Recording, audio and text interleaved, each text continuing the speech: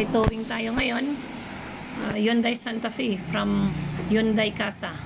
So nilabas doon kasi no drive na ang sasakyan, tinowing na lang yan papunta dito.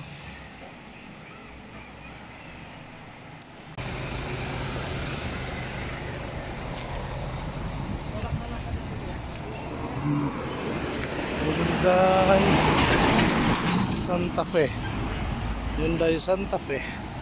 Napasok po namin sa Global Pinoy Auto Transmission Specialist. Nakatawing po to, galing pa po sa Casa.